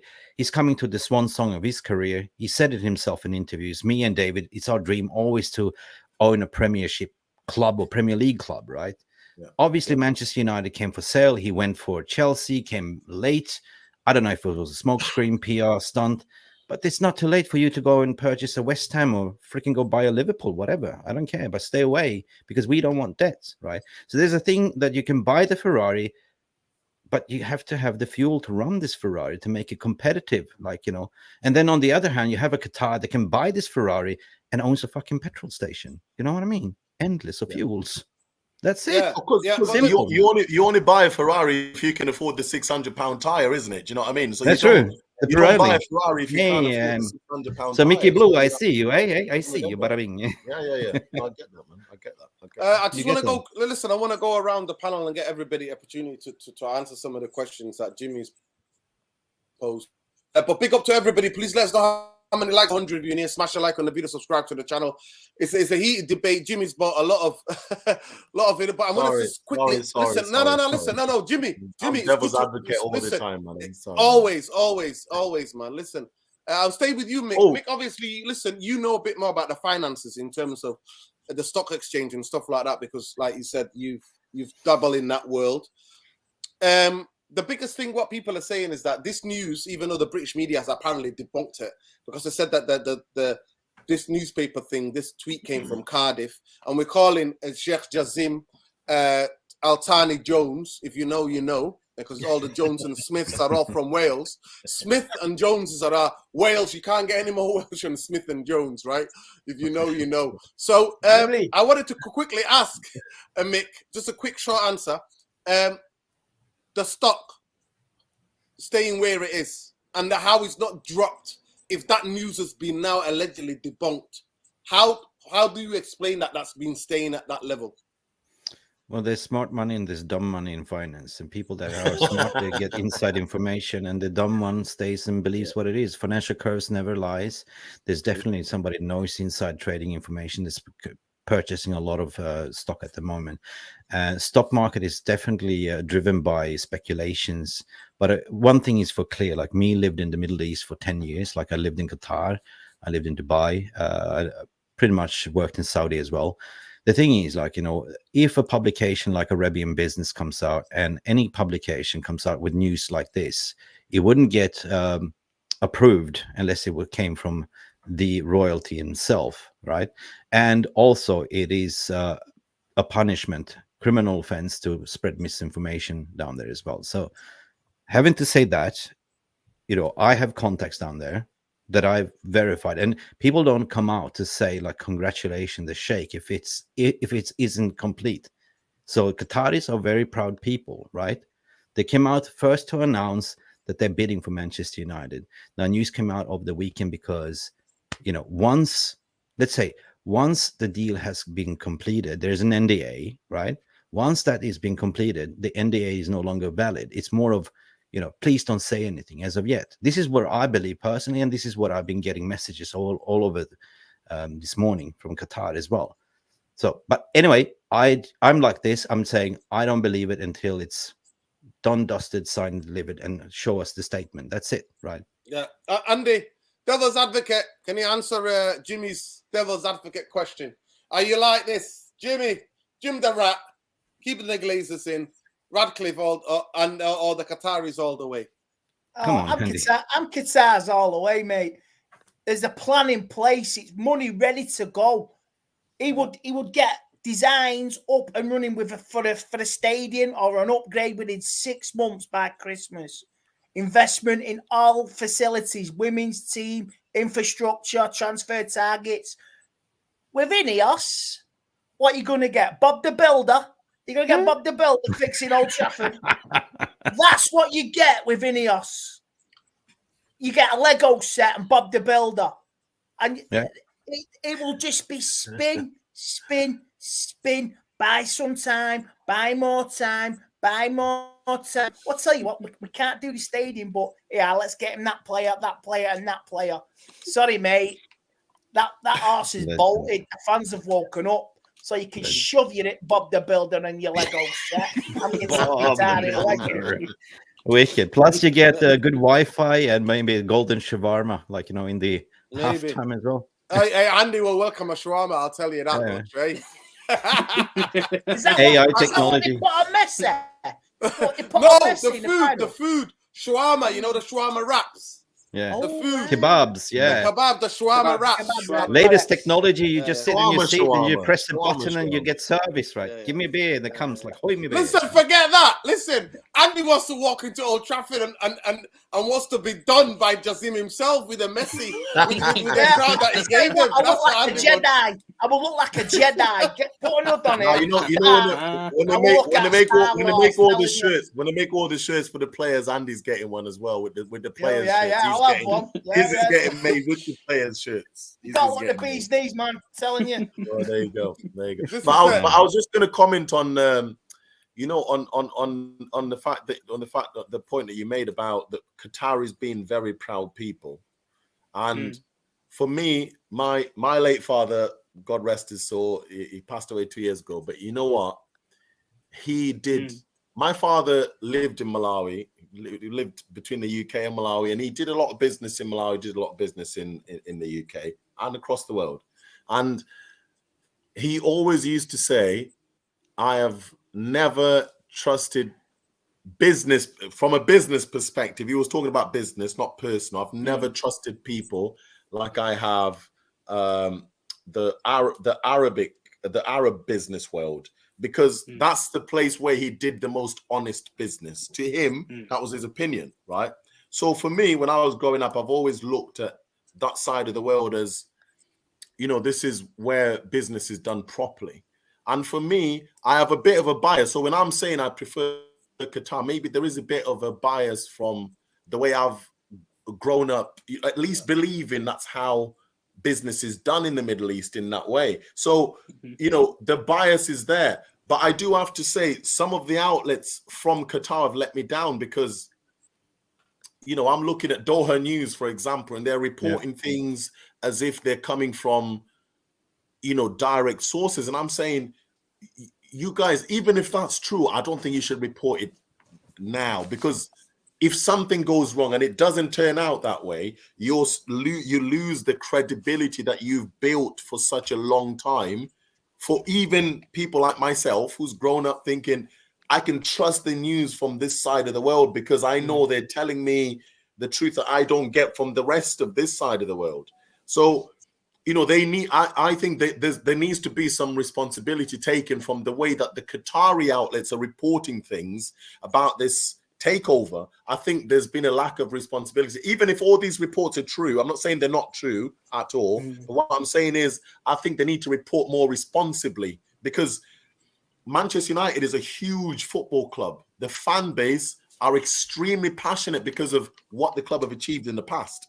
So the way that we view football might be slightly different to the way that other fan bases look at football, because our legacy is so huge that we take things at a face value, because that's what we know.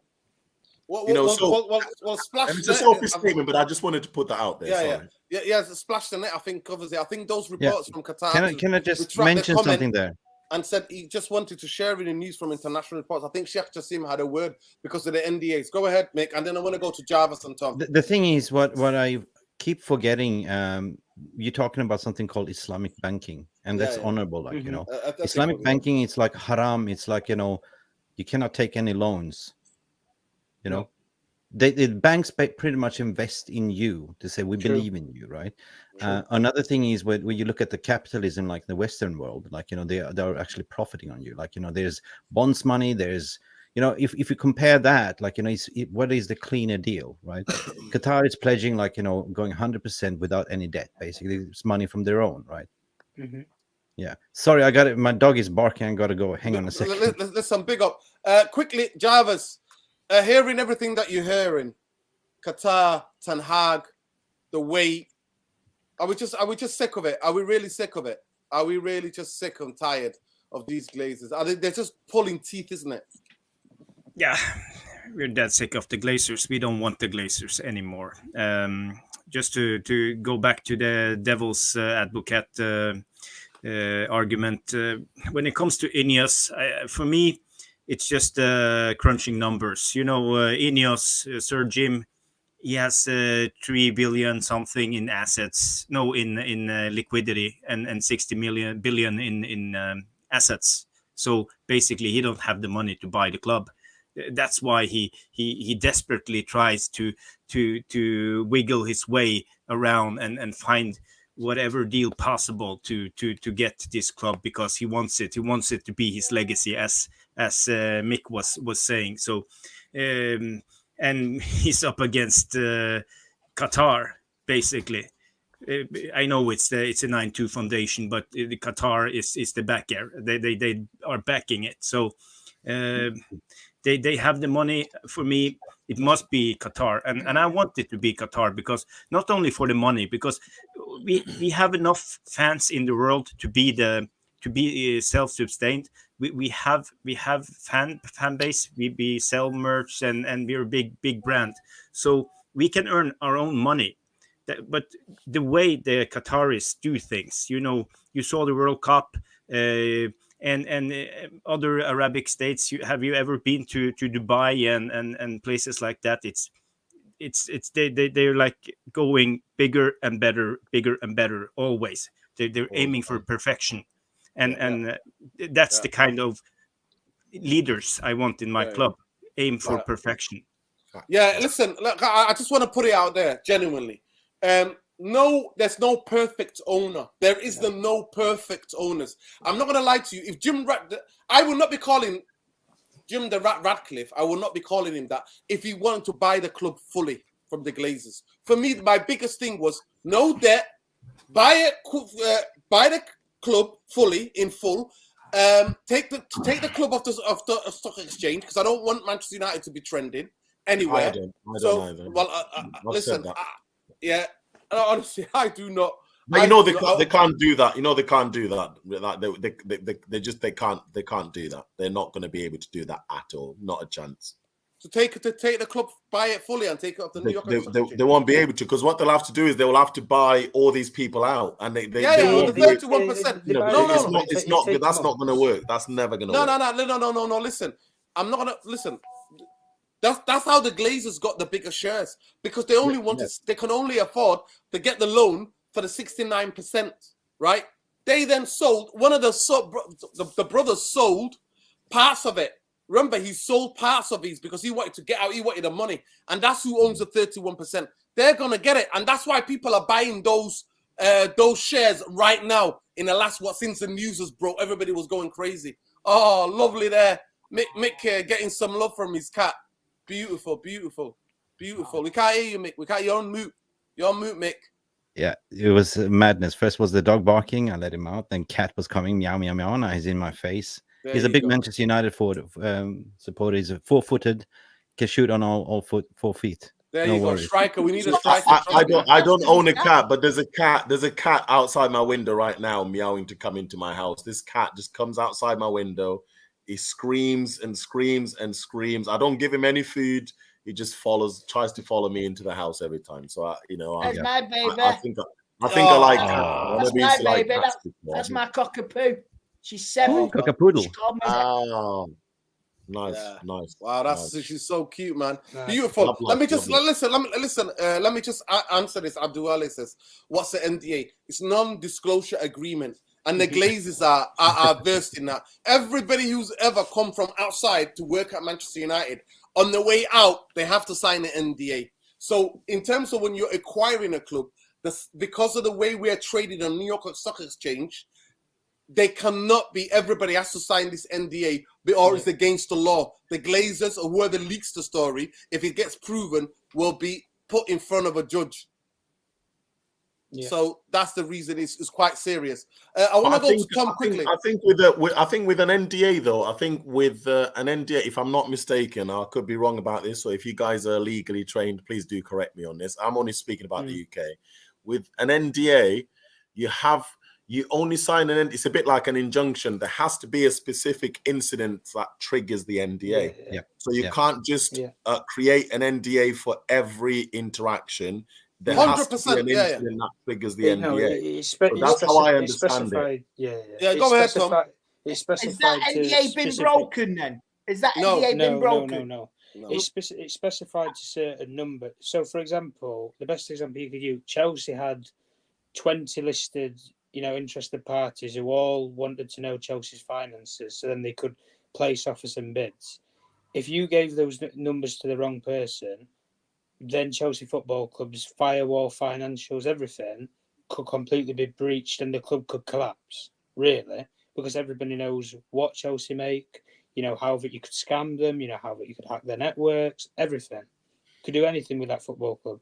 So a non-disclosure agreement covers you and it liably prosecutes anybody who discloses these information or indirectly discloses about that specific about whatever it's specifically titled to. So for example, that's how I understand it. The sale process. Very specific. When you sell a multi-billion-pound business, you're going to have a non-disclosure agreement for. Hence, if you didn't sell it and you changed your mind, well, those people still know the numbers.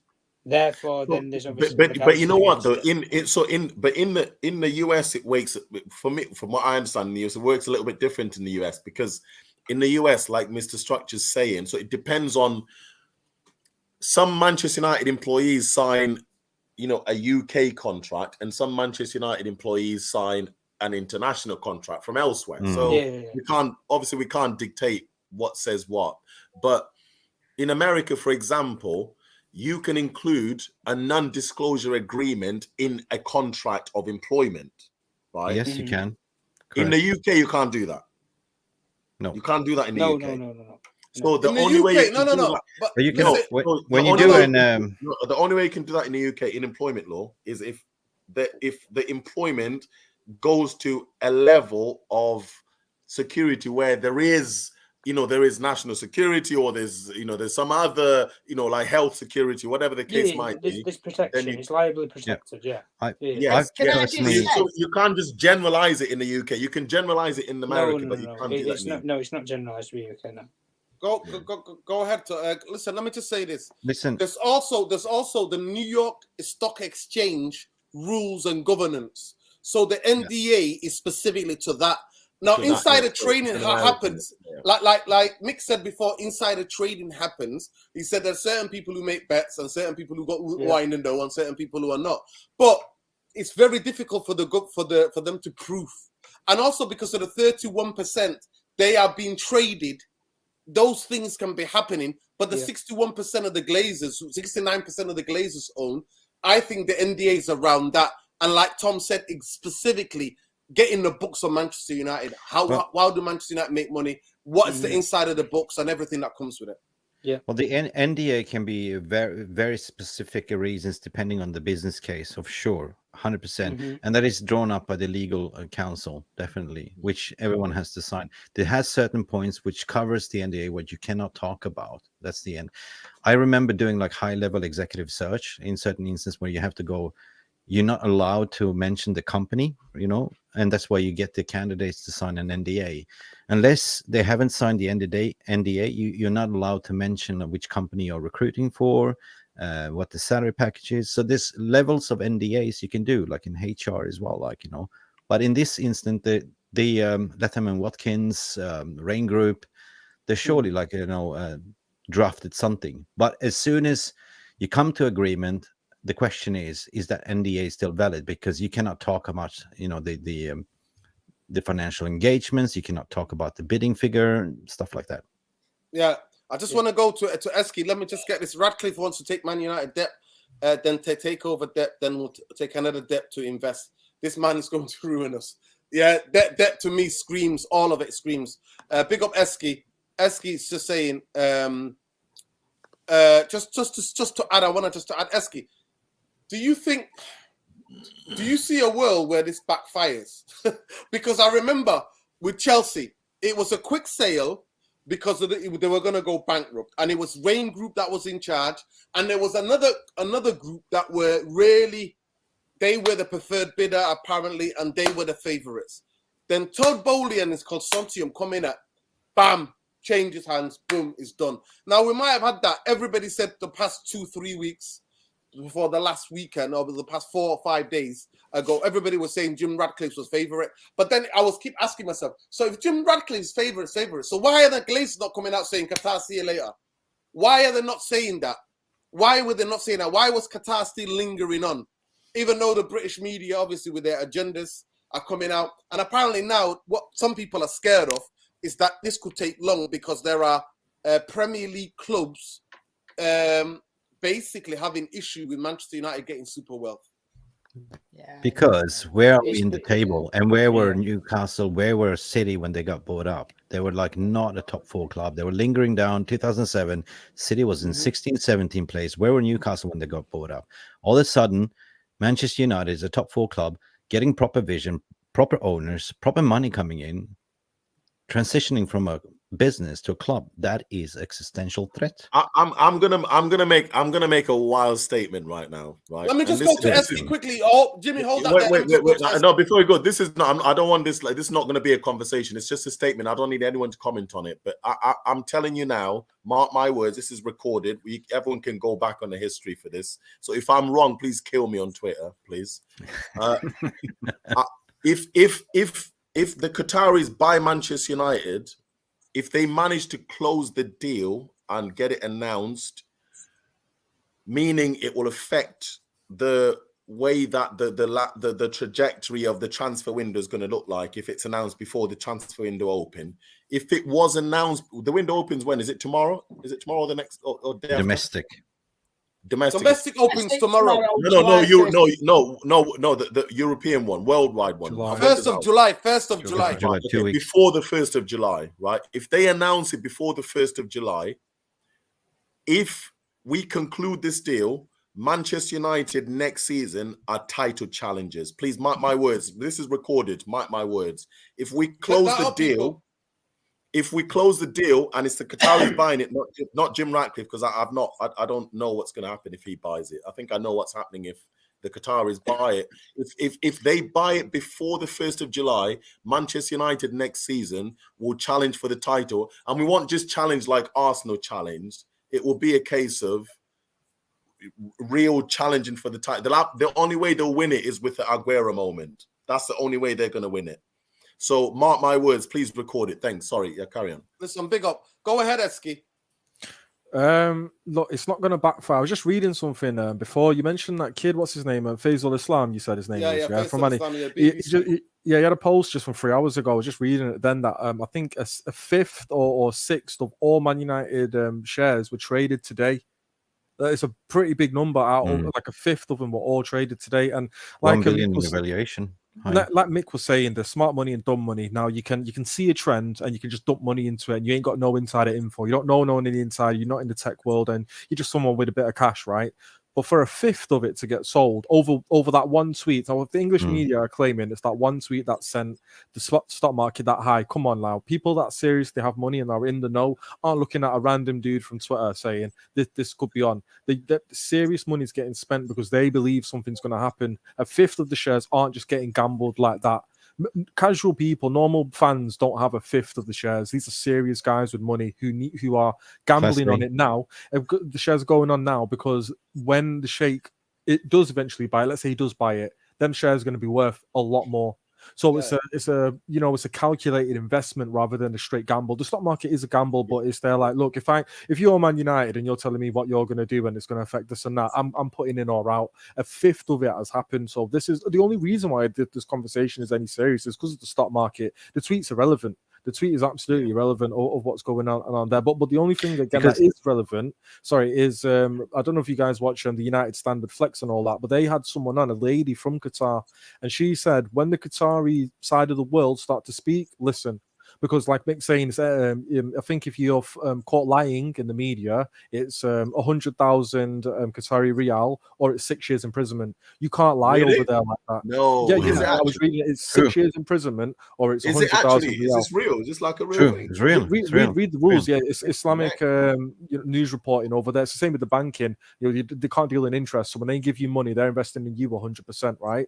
And again, with the news reporting, that is the law over there. So when Nurin's asking me the question, is any chance this is, bollocks, let's say, for the whole 7 months, we've been hearing everything every week from the English side. We've heard nothing from the Arab world, absolutely nothing until today. And then the stocks happen. The two things can't just marry up like that. Like if we've heard something from Qatar side before, we can talk about that. We've heard nothing. So the short answer is I don't think it's going to there's any chance that it won't happen.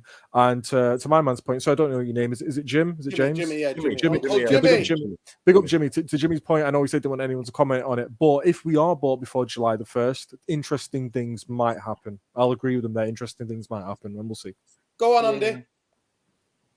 I was just saying that $23 on the stock exchange. That's what it is at the moment. You can check it for nice. From 18 to 23. Nice. Imagine if you had bro, I'm selling out right now. I'm selling out tonight. I'm not even gonna lie. I'm selling. I'm dropping those. I'm dropping all of them. Like you said, 20, what is it?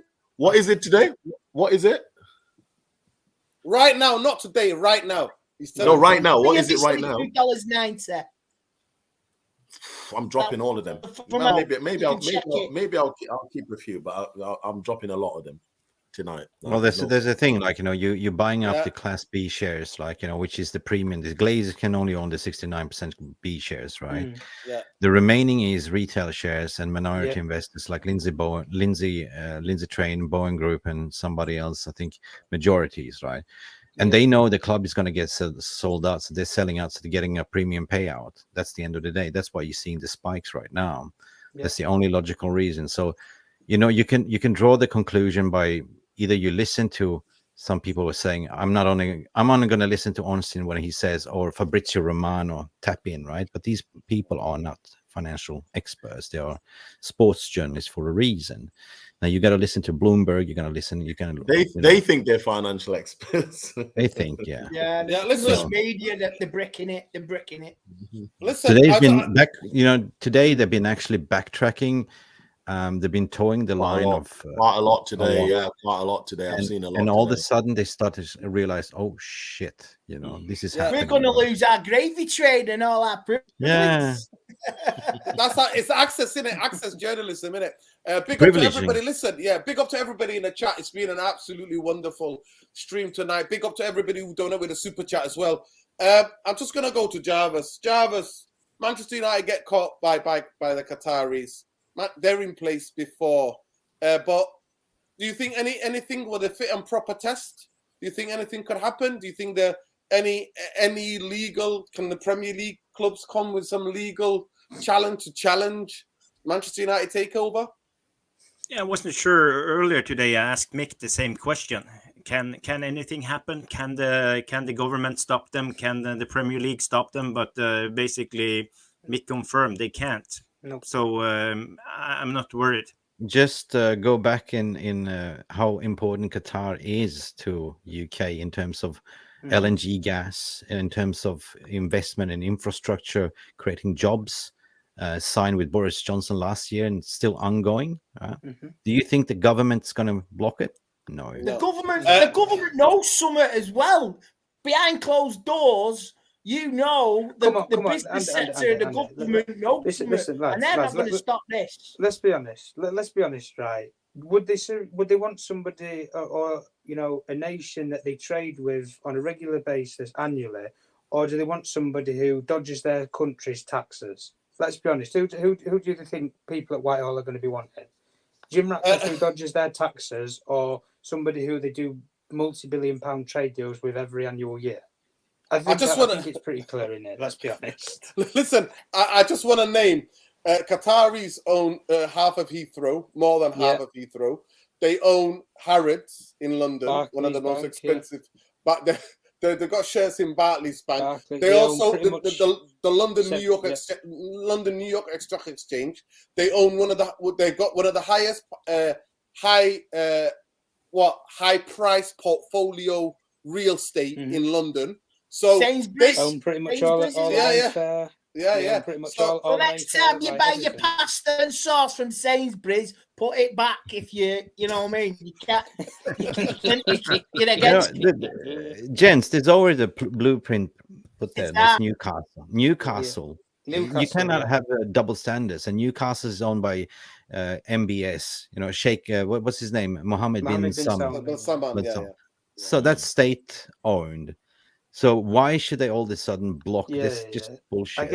I guess the best way that I could describe it in terms of with Sheikh Yassim is it's similar to how Manchester City was structured when they were bought with Sheikh Mansour. He originally bought it as a private individual, but then over the years he's grown in the political world in terms of UAE, and then his brother, has the keys to the government, and he has more keys to the business world and the side through the Arab Emirates. And at that time, he brought it as a private individual. And let's be honest, guys, right? Did the Premier League really give a damn at that point in time?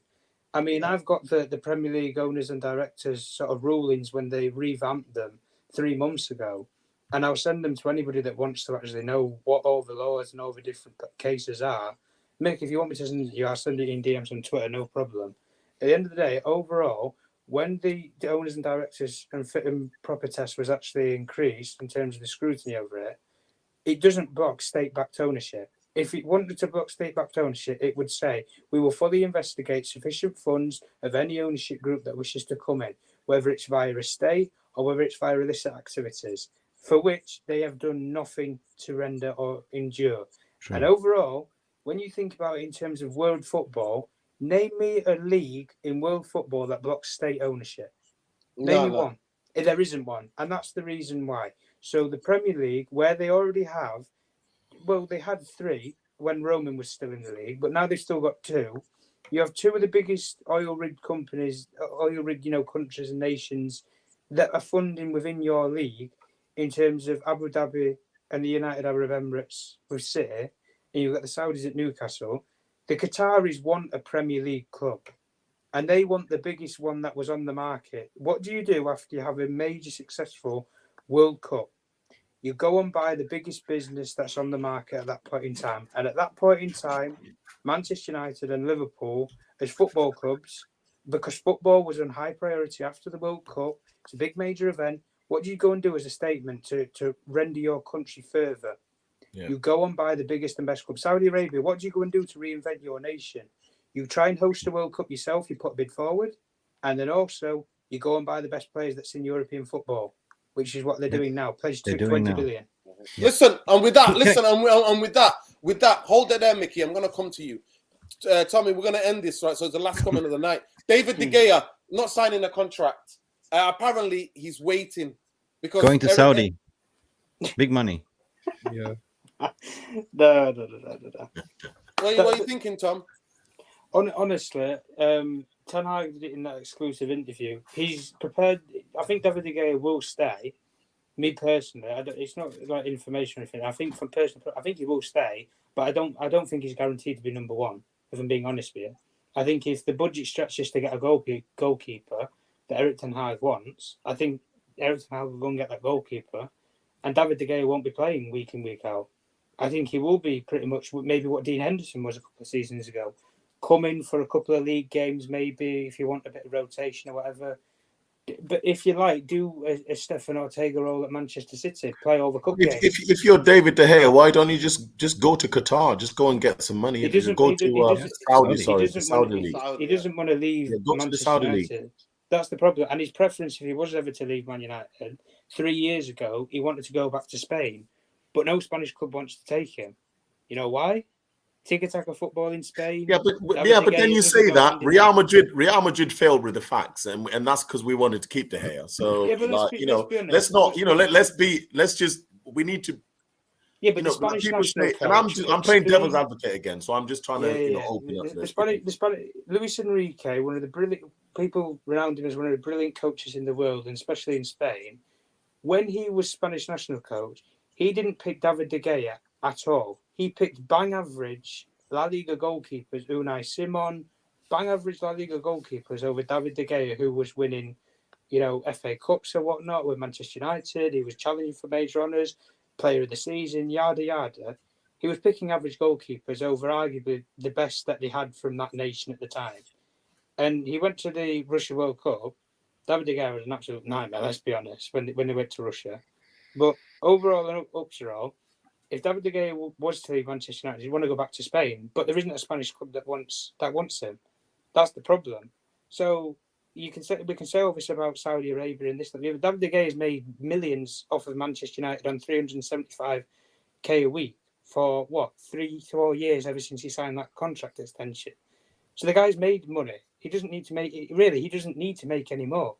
So at the end of the day, if you're going to go on a reduced wage to say 300,000 at Manchester United, even if it's on the bench, and I know that's stupid, a backup goalkeeper on that much money, but Man United, we don't know how to let go of players. That's the problem.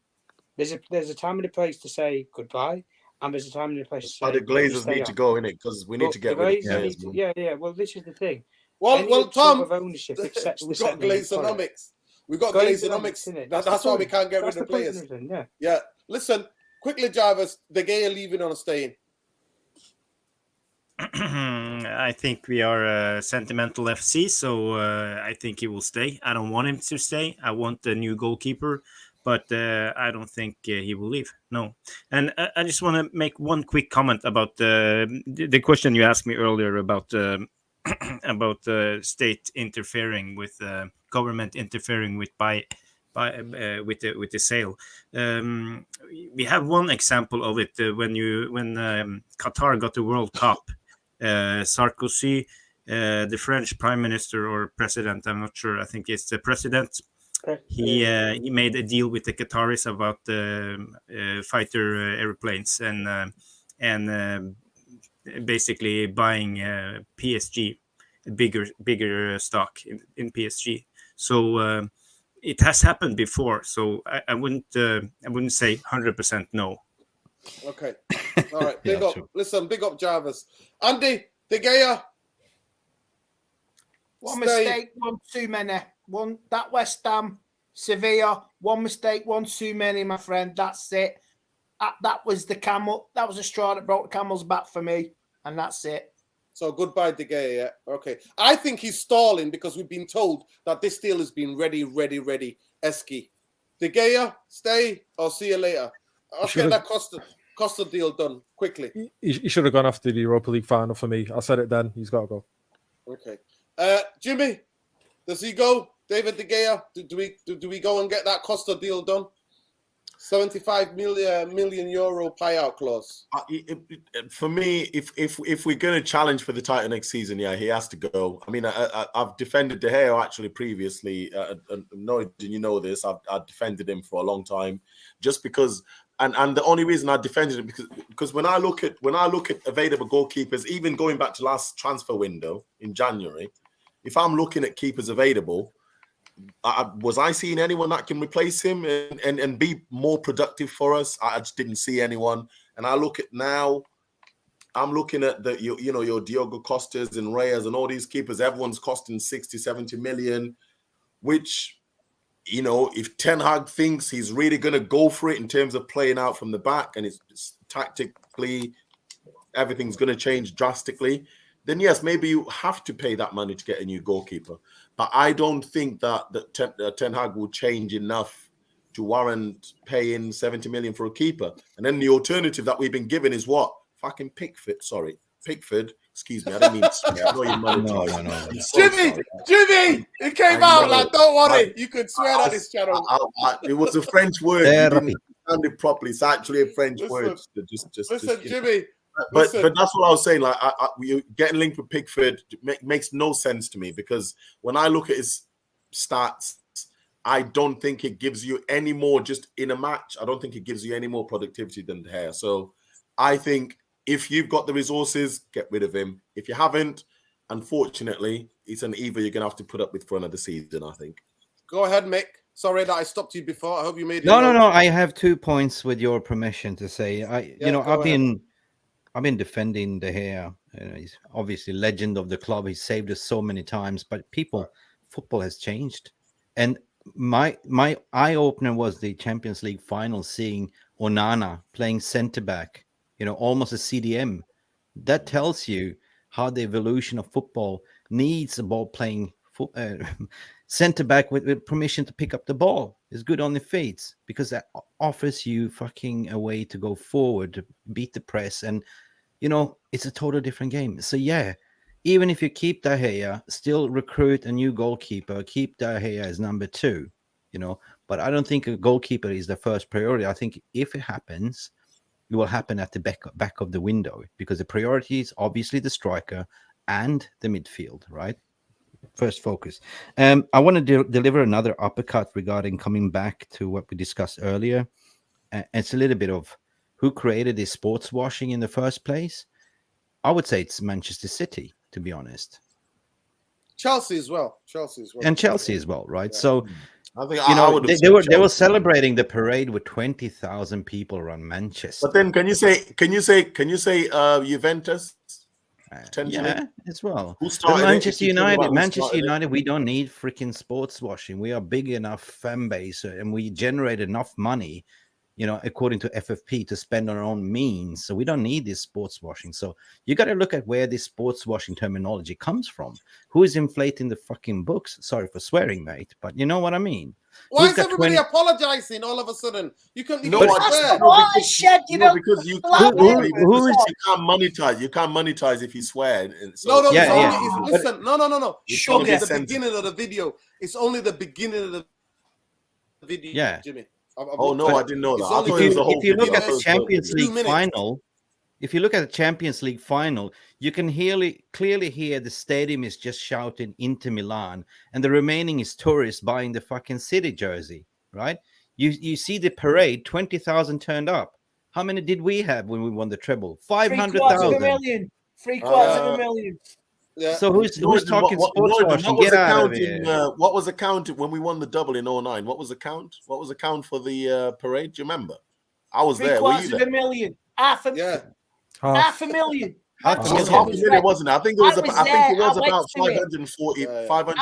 I went to the arena the next night when they all come in with a trophy. I was there. Yeah, I stayed. Oh my god, I was supposed to stay for 1 night and stay for 4 nights in the end. If any of your prop journalists are watching this, mark my word, take that sport washing and get out of here.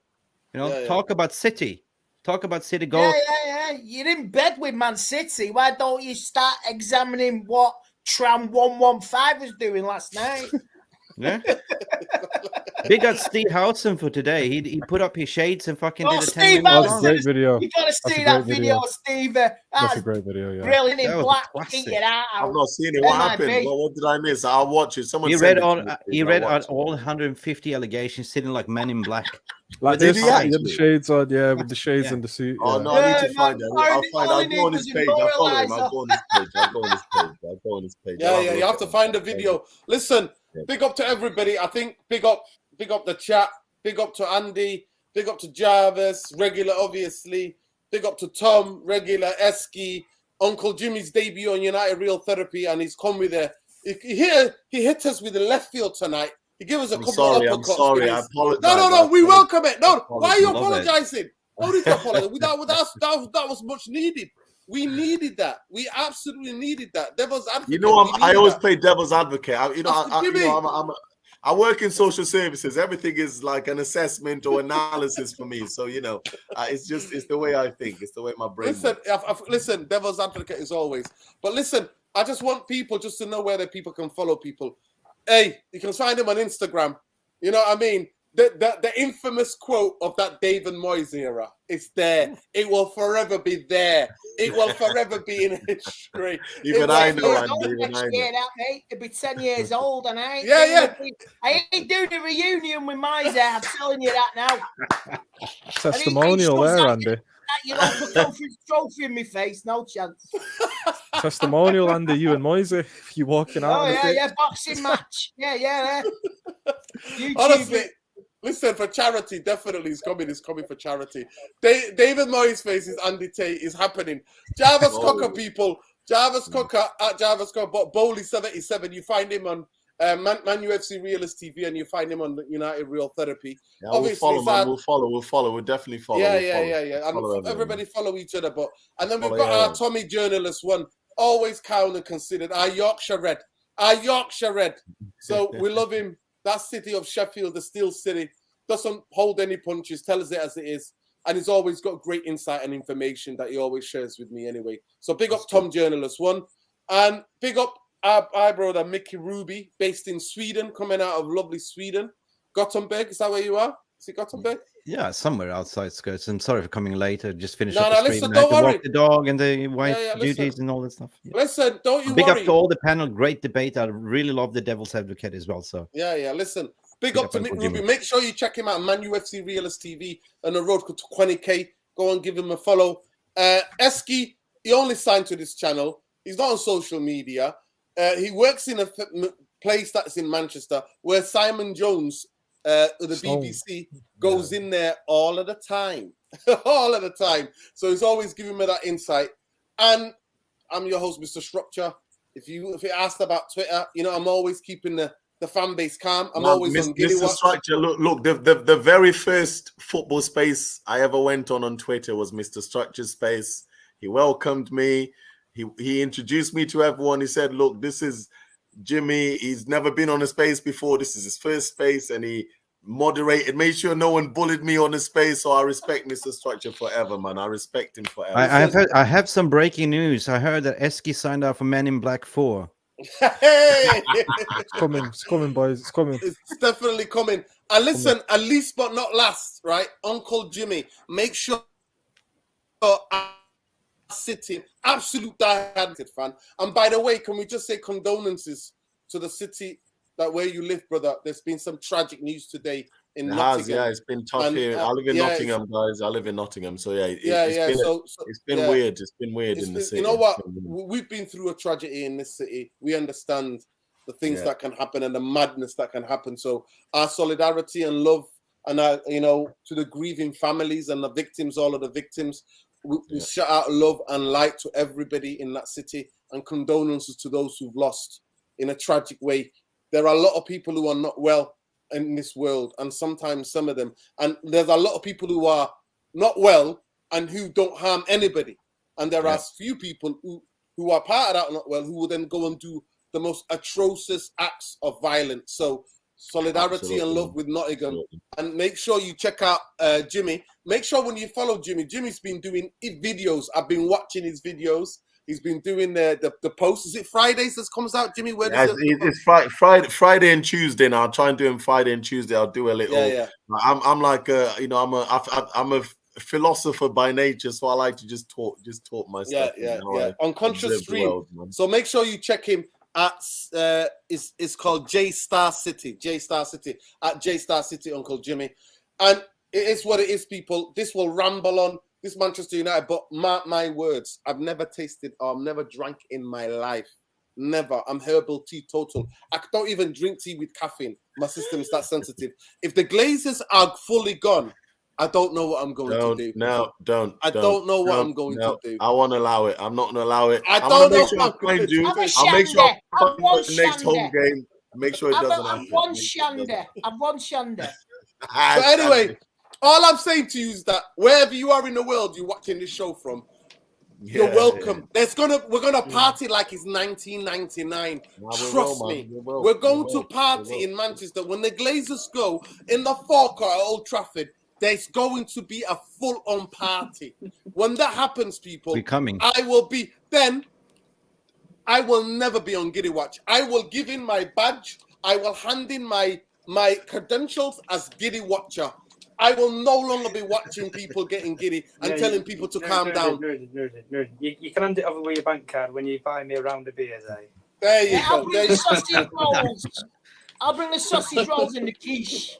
Okay? Yo, bring a quiche. Man said a quiche. You got to love a little bit, and a little bit of quiche. If there's a quiche coming, I'm there, innit? I'm there. Bro. Listen, you know what? I love my There's salmon a quiche, by the way. I absolutely love my salmon there. quiche. Yeah, I make Jarvis, you bring some Viking horns with you from Scandinavia, right? Listen, we're having a party. Yeah, listen. No word of a lie, we're having a party. Like, we're going to party like it's 99 for me. You know how? Because I can't stress it enough, people. To me, getting rid of the Glazers would be like winning 3 league titles, 5 Champions League. That's what it would mean to me. Trust me, it would mean like it would be the biggest draw because it will be the collar on our necks that will be released. And that giant that is Manchester United will rise again, will rise. Like we've done in history in the past, we will rise again and be top dog in not just in this country, but in Europe as well. Mark my words. It will take us a couple of years to get there, but it will happen. But the chat, you've been absolutely superb tonight. Love and light, Therapy Army. This is how it is. Show love to everybody. Everybody's showing love to each other. Guys, nice to meet you all, man. Nice to meet you all. Yeah, listen. And if you don't make sure you follow me, man. Make sure you follow me. I'm following you already. I checked on Twitter. I'm following you. You're following me too. I'm following Jarvis. I'm going to follow everyone now. I just got Jarvis.